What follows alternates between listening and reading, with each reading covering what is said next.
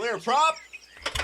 Star 738, Yankee number 2, following twin traffic, 3 mile final, clear Sutton. 1 Charlie Bravo, exit in runway 25, going 4 mile final. This is Behind the Prop with United Flight Systems owner and licensed pilot Bobby Doss and his co-host, Major Airline Captain and Designated Pilot Examiner Wally Mulhern. Now let's go Behind the Prop.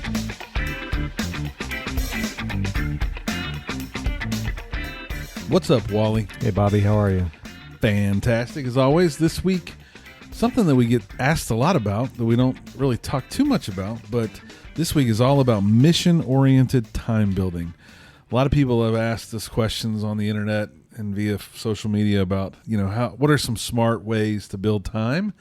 I think a lot of people are hoping there's these magical freeways out there, Wally, that we could build time and save money, but better than splitting the cost. There's not many good options out there, but we're going to give you some ideas to make it maybe a little less boring, a little less monotonous, and talk about some ways to build some time with some mission-based ideas.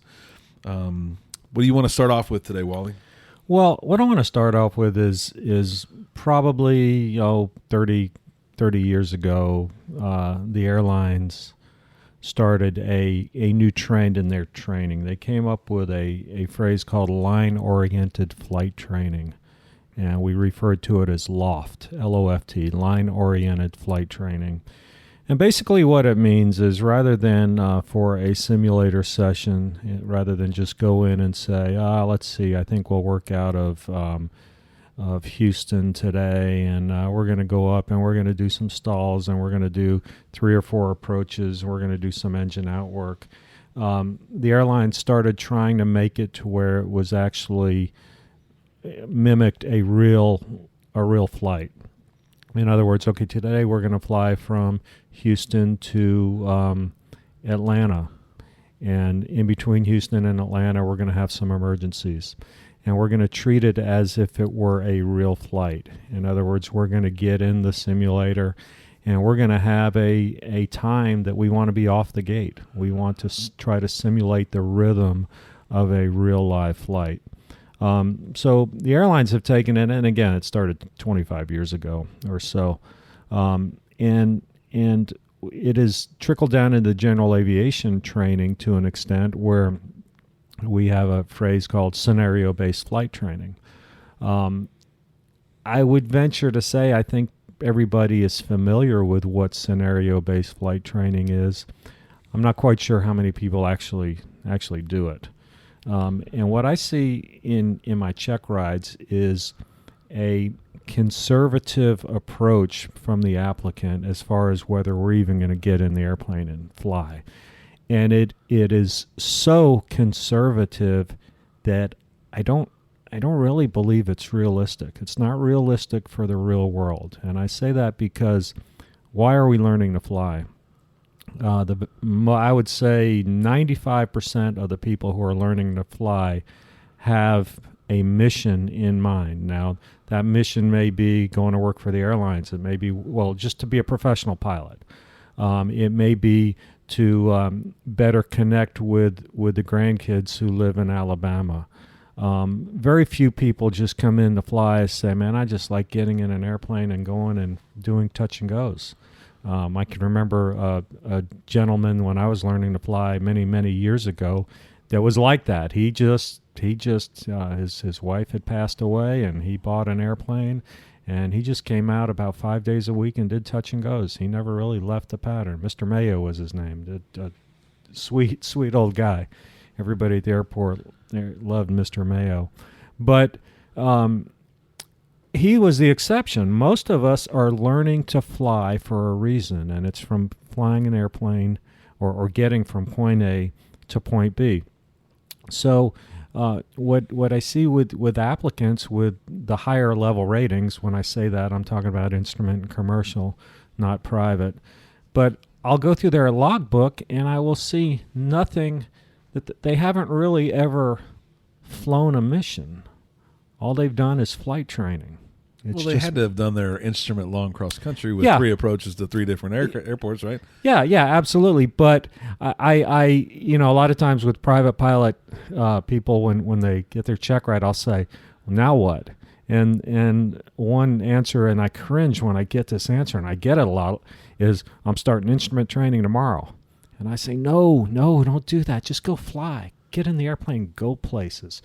Fly missions. You know how many people get their private here, and I see them in the hallway 4 or 5 days later, and I'll say, have you flown alone yet? No, I haven't. And they begged me to let them solo for weeks and weeks, and in a little bit worse winds than I wanted to, and they don't go fly once they get that private. I say, have you taken up a friend yet? No, I haven't done that yet. And I think there's this anxiety of that seems a little scary, right? Like there's this level of, I don't know, seriousness that happens with that next flight. Yeah. What I find ironic is that the applicant wants me to certify them to fly people, but they won't fly people. I remember the day I got my private pilot certificate. I lived in Monroe, Louisiana. I had to fly over to Shreveport, which is about 80 miles, 90 miles or so, for my check ride. And I can remember the flying home, just thinking of all the people I wanted to take for an airplane ride. And I mean, first on my list were my parents. And I got in about 5 o'clock, and it was summertime, so it was light, very late. And I remember driving home. I only lived 10 minutes from the airport, and said to my parents, let's go back to the airport. Let's go for an airplane ride. And I took my parents for an airplane ride. I wanted to take my sister. I wanted to take all my friends, and I did. I just was excited about doing that. But I'm going to use a sports analogy. In sports, but let's take baseball. A major league pitcher goes down with an injury, not a major injury, but say a sore arm or whatever. Typically, what happens is they'll say so and so is on the injured list, and they're out for a while. He's going to be out for 30 days. Well, while they're nursing the injury or rehabbing the injury, as a sports fan, you'll get updates. They'll say, yeah, he threw a simulated game yesterday. But before he actually goes into the big leagues to pitch a real game, most of the time the major league team will send that player down to one of their minor league teams, and they'll start a game or two down with a minor league team. And that's to put some game stress on them. And I think it's so important for us to have some game stress on us as a pilot. In other words, I go back to my private pilot time building times. And I can remember getting a call from a friend of mine one time.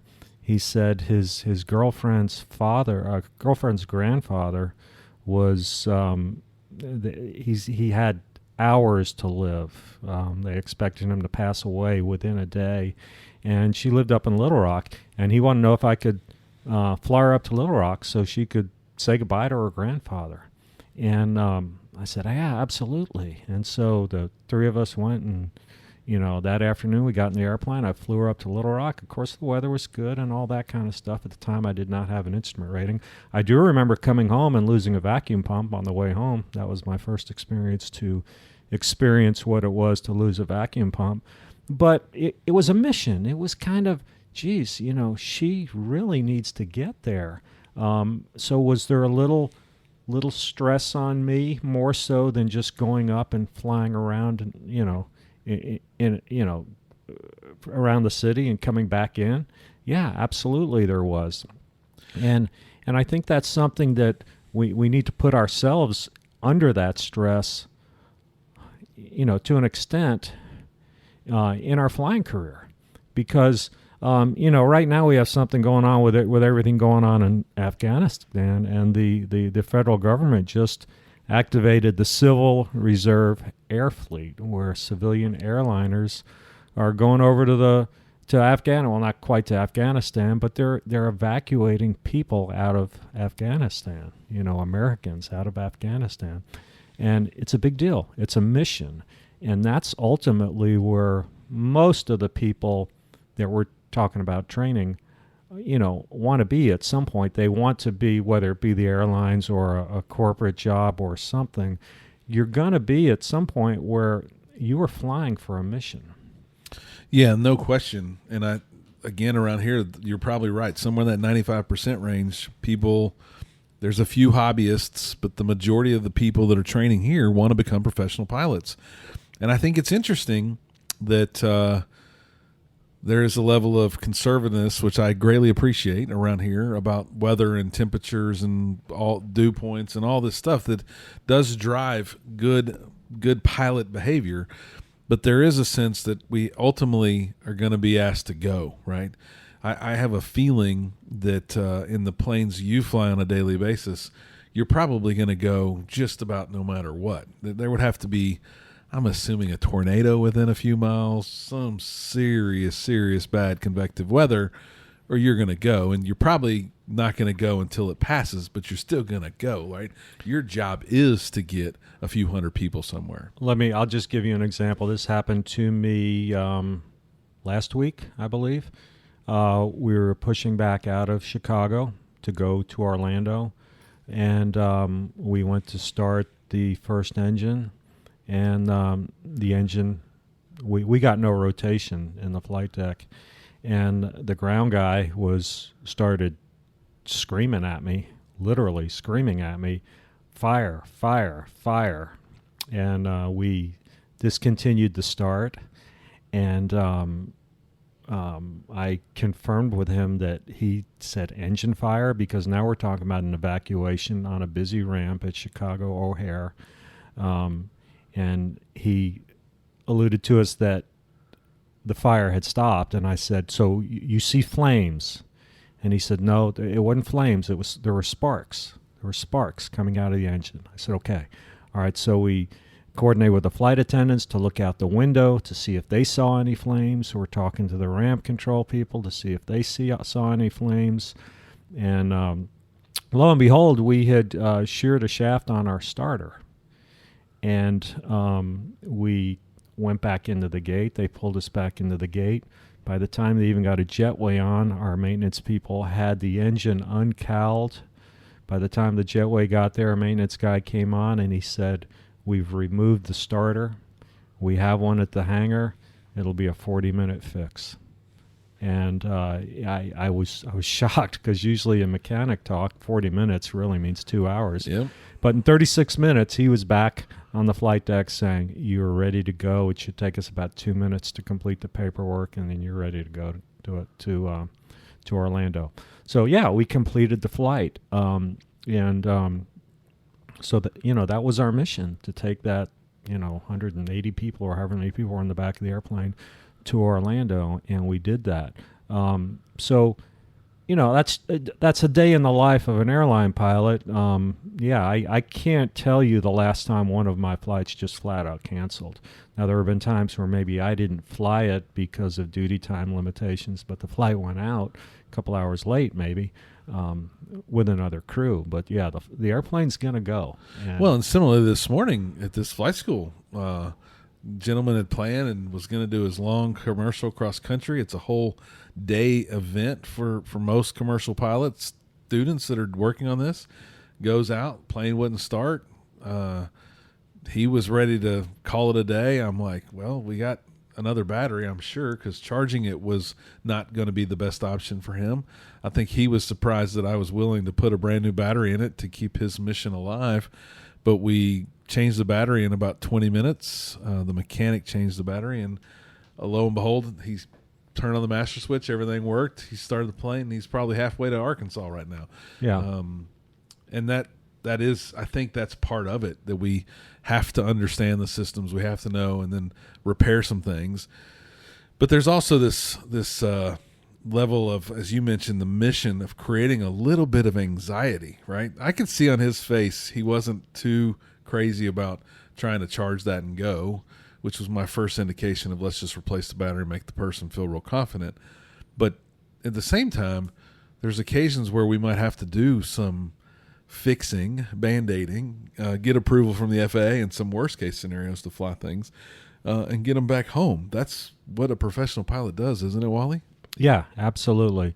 There was a time where actually with this flight school, I was doing an instrument check ride with a gentleman, and we had an indication of high EGT in one of the engines, and we were 95% sure it was an indication problem. We ended up landing in Navasota, and your guys came over in another airplane that was similar. And I asked the guy, I said, "Are you comfortable in this airplane?" He said, "Yeah, I've flown it all the time." I said, "Well, let's just finish in this airplane." And we started in one airplane, we finished in another airplane, finished the check ride, finished the mission. And of course it was an indication problem, but they fixed it over there and landed back here just about 10 minutes after we did. There are many things that you can do to create yourself little missions. It's just, as simple as going to another airport for a meal. If you're going to go up to Lufkin and have a burger at the cafe up there, and you know that the restaurant closes at 1, you create a little bit of stress, knowing that, gee, I need to get there before 1 to get my hamburger. And you're not indicating we should leave at 12:50 and try and race over there. No. You're indicating plan the day. Right. I want to leave at 11. I need to be wheels up by 11:15. If I'm not going to get to enjoy my lunch. So you have to plan ahead. You have to create that line-like experience that you do in the airlines to say, okay, there's times, and if I'm not quite on time, it's going to cause problems. Right. What you talked about earlier about mission-based, us doing mission-based items and scenario-based training. The thing that I think about from scenarios-based training, and it is good. It's better than not having scenarios, but they're all fake. In 99% of the time, scenarios are fake. The CFI would say, okay, I pulled your power. You have an engine that's going out. There's really not the same level of stress at all. Maybe when you're a brand new private, you have that level of stress. But you have the ability to push that back in. Yeah. I had a CFI one time reached over and flipped the master off. I think that's the most scared I've ever been because real stuff happened, right? Things went off. I thought the engine would die. I was a new private, but he was trying to show me that, look, everything's going to be okay while we were screaming for a few minutes. But those are all fake. And I can divert all day. I can pretend there's bad weather in front of me. But I do think the key to what we're trying to talk about right now is how do we create real missions with real decision-making to make all of you listeners, better pilots, whether you're a private student today, a private pilot, or maybe even a commercial pilot who's trying to make something happen and be accomplished. I made some plans to go to Austin to pick up my daughter in the coming weeks, and I asked an ATP who hasn't flown in a long time if they wanted to join me, and I bet they think it's a big mission. They're going to flight plan. They've never been to that airport. They've probably never flown this particular aircraft, which means they have to know some systems and airspeeds, and an ATP is going to treat it very mission-based. Right. Whereas I think if I were just to ask an instrument student, they would ask me, am I your safety pilot or do I get to fly? And they would just come up and be ready to go. Not indicting them. I'm just saying it's a very different approach. And my CFI, when I was working on my commercial, said, act like a commercial pilot. Let's fly like a commercial pilot. And I think that's always stuck with me. So we've created a list of some mission ideas that we'll talk through and give you some ideas on how to make these missions real for you. And hopefully you'll take on our challenges and go fly some of these missions. As Wally said, the easiest one is to plan a lunch or a dinner, the $100 hamburger ride. Hopefully we all are actively doing some of that, helping these restaurants stay open and enjoying the expensive hamburger. One that I think creates more stress than that is asking a friend if you can take them, meaning your friend and their spouse or their significant other, on a date. And the reason that creates a level of anxiety is because it's not just for me. I'm not just going to eat the $100 hamburger. You could make a pretty special couples event by taking a couple down to the beach here. It's probably a 45-minute flight. Give them the crew car, let them go eat dinner. You sit in the lobby like a corporate pilot and wait for their return, pack them back up and bring them home through downtown in the evening haze of Houston, Texas, and make it a pretty romantic evening for them. But what happens there, Wally, if the ceilings are 2,500 feet and I'm a VFR pilot?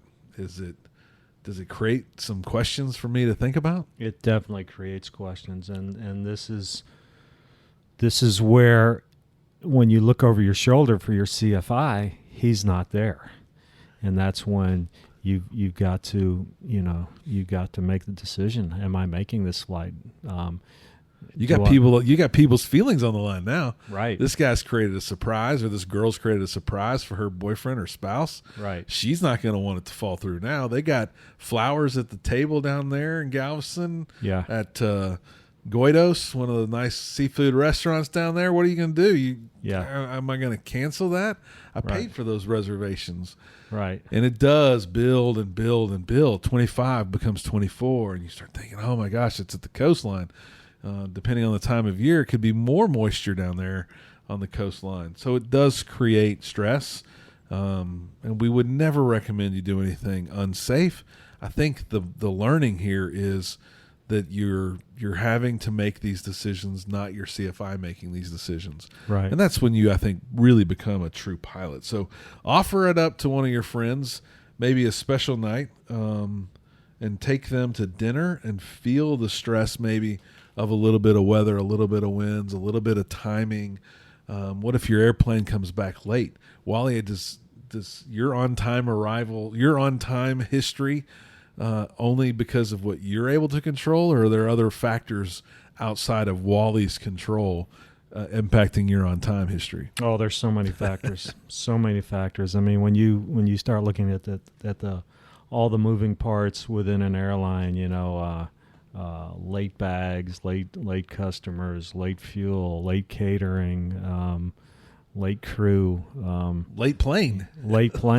I just the other day I was on a layover in New York, and we have our scheduled pickup time from the hotel, and we're supposed to be picked up at noon for a 1:30 departure, and traffic was horrible, and I'm on the phone saying, hey, we're on our way. We're going to get there as quickly as we can. We got to the airplane about 20 minutes before departure and got out on time, but they were wondering where we were.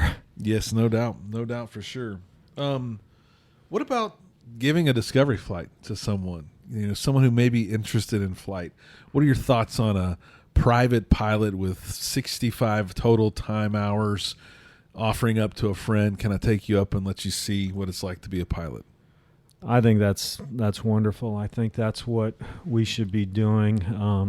Sharing the gift, the love of aviation with other people. I mean, we do it with anything that we do. I mean, every one of us has something that we're passionate about, that we love to do, and we like to share it with other people. You may be a golfer, and you talk to somebody who's never played golf, and you try to show them your passion. But so many of your friends, as a pilot, I mean, when they find out you're a pilot, most people are intrigued by aviation. Most people are. And so when they find out you're a pilot, finding people that want to go for airplane rides is pretty easy. And I think what you'll find is most people have no clue what the process is to become a pilot. They don't think they can do it, and they say, "Well, I can't be a pilot. I wear glasses." Well, look at me. I'm wearing glasses too. We're both wearing glasses. Yeah. And we had Jessica on the show who only has one eye. She's blind in one eye. Right. And she flies for Southwest. So there's all kinds of possibilities. I think that's key, is to share all that. Yeah. Now, definitely fly in the seat you've been flying in. Don't change seats and do crazy things. Just take them up, let them fly in the right seat, and let them steer the plane a little bit. It's amazing how far that might go into their future. I know for sure I've taken up 2 people that have now become professional pilots, and they never had been up until I took them up, and that's a small number, but I really feel like I've impacted these 2 people's lives forever. Yeah. And I hope that they remember that. Yes, I did do it free, so y'all remember when y'all get real rich that I took y'all up for free. But it is something that will transcend people's lives forever. Yeah. And as you just said it, the next mission we'll talk about is going to play golf somewhere remote. I mean, that is a cool thing that not too many people get to do. In a Cessna, you might not be able to take a foursome somewhere, but I could tell you, I could take a buddy of mine, and I've gone to play golf with my dad in Brenham a number of times, which is a cool treat to fly over, get dropped off less than a mile from his golf course, go over and play 18 holes with my dad, jump back in the plane and come home. Something very unique. But take a buddy, take a friend, go fly a couple 100 miles away and play a unique golf course that you don't get to play regularly. It'll be a pretty cool mission. You got to think about weight and balance. You got to think about storing those clubs. You got to think about coming home after a little bit of fatigue, probably, maybe at night. There's more to it than just flying to a destination and turning right back around and coming home. Right. Another thing that we've talked about is fly to somewhere to do something that is on a time schedule. What do I mean by that? Fly to a concert. Go watch the Astros play the Rangers up in Dallas-Fort Worth. Go to a baseball game up there. You know, it's a 1 p.m. first pitch. It's a hour and a half flight. It's a 30-minute Uber ride or whatever, cab ride or rental car ride to the stadium. You know, build all that in. Say, oh, geez, we need to leave by this time to make it there to the game on time. And, yeah, I mean, you have to look at weather. You have to look at weather for all day because you're going to be coming back after the game, whenever the game is over. Is it going to be over at 4 o'clock, 5 o'clock? But it gives you a little bit more pressure because you got to be there for a certain time. Now, yeah, if you're late for the game, is it the end of the world? No, it's not. It's not. But it gives you something to shoot for. Probably around my 100-hour mark, I decided I was going to take my wife to the casinos, which here's probably a 2.5-hour drive, probably an hour 10 in a Cessna to get over there. And it was our 21st anniversary, and we were going to the Golden Nugget. We went to the original Golden Nugget on our first honeymoon, our only honeymoon. And I was so excited to go, but the ceilings were about 1,200 feet that day.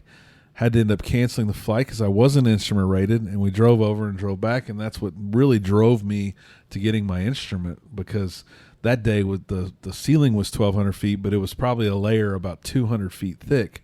It probably would have been a gorgeous, calm day to fly over there and land and come back. And I was so excited because they assigned me a VIP person. When you call the casino and say, I'm flying my own aircraft over there, can you pick me up from the airport? They set you up with a limo and a VIP rep and all this stuff.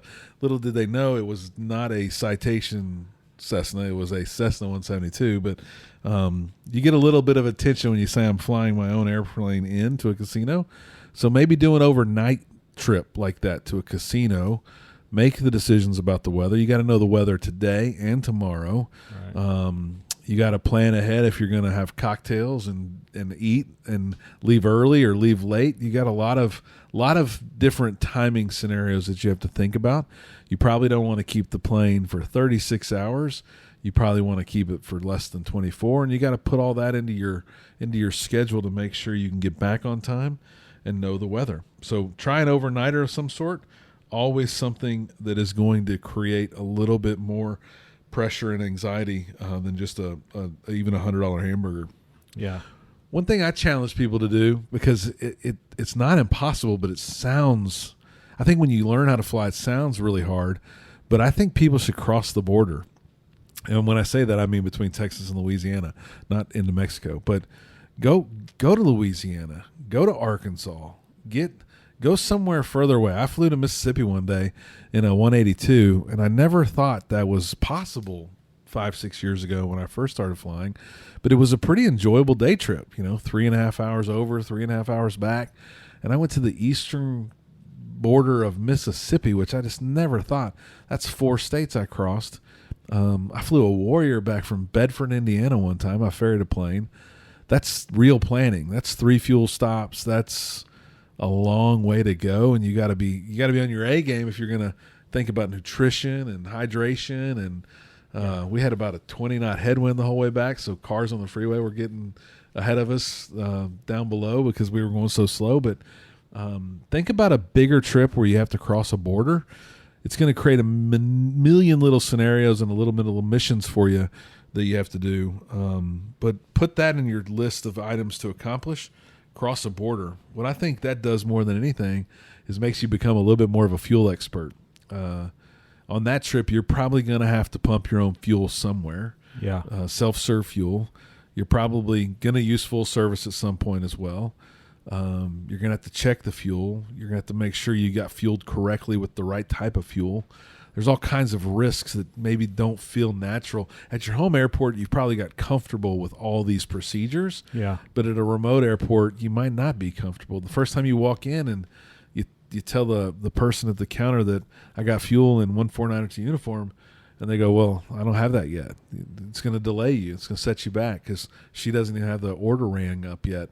It just creates all these things that you've never done before that become part of your new mission routine. I know I'm going to have to get my fuel and pay for my fuel.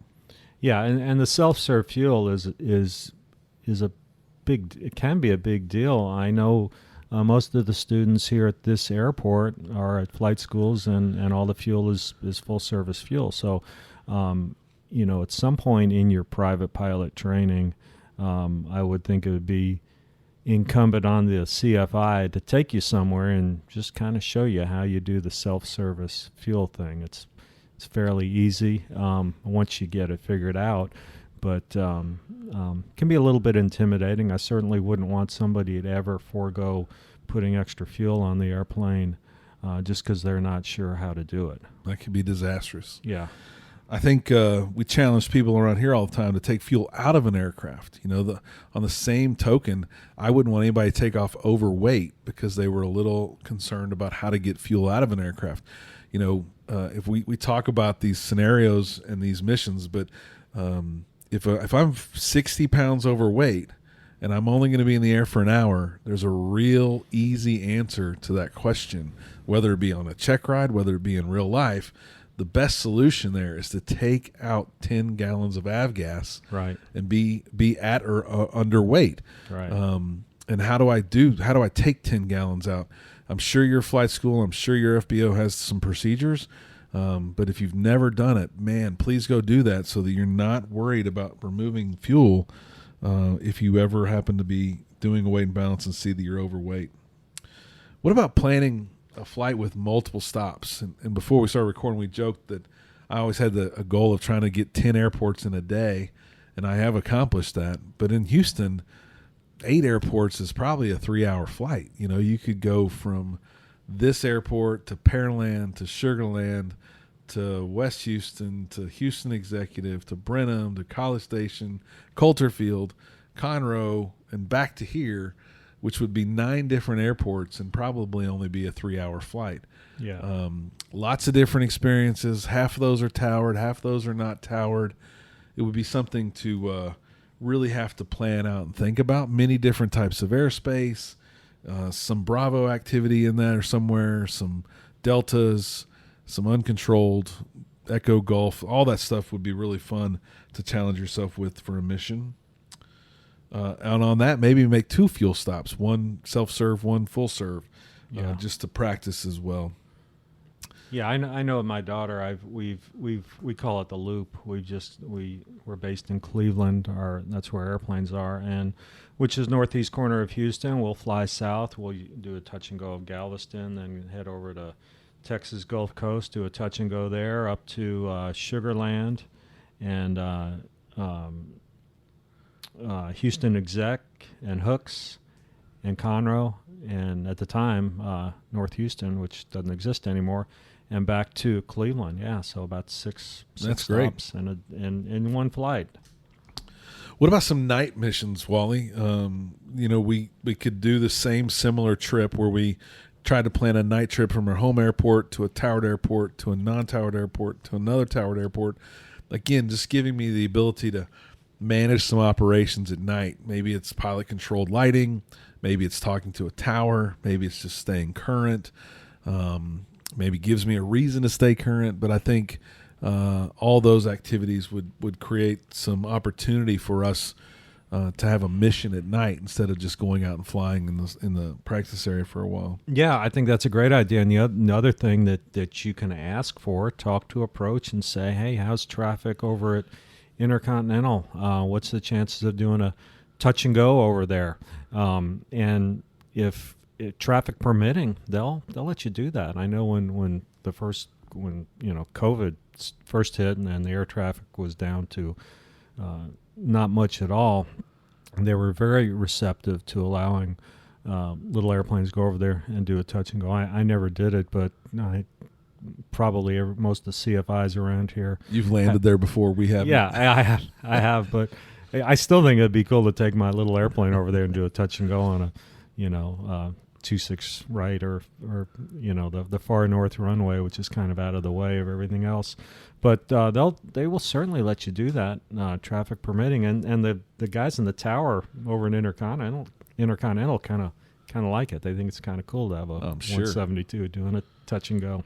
Last set of missions we'll talk about are some of the donation things that you can do, whether it be Pilot for Patients, Pilots for Paws, Angel Flight, those sorts of things.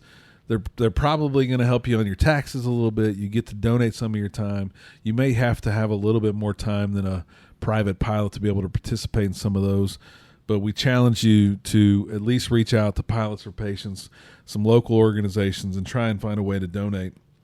If that doesn't work for you, I guarantee you someone needs something. There's probably not a person or a business or a group that's without need today, and you could probably help them. Most recently, we donated some flight time to our air traffic controller friends to take some supplies to Louisiana after they had a big hurricane last year. And I think that Cessna was overloaded with boxes. It was chips and things, so it wasn't heavy, but that Cessna was crowded full of goodies for those guys and girls. And I think that I would bet you could offer that to just about anybody. And there's somebody who needs something taken somewhere in a greater good capacity that, if nothing else, would make you feel a little bit better about yourself and donating your time and your aircraft for sure. With that, go out as soon as you can and fly some missions with your family and friends. Take an approach of accomplishing something, not just going out and practicing. It will make you a better pilot. As always, fly safe and stay behind the prop. Thanks for checking out the Behind the Prop podcast. Be sure to click subscribe and check us out online at BehindTheProp.com. Behind the Prop is recorded in Houston, Texas. Creator and host is Bobby Doss. Co-host is Wally Mulhern. The show is for entertainment purposes only and is not meant to replace actual flight instruction. Thanks for listening, and remember, fly safe.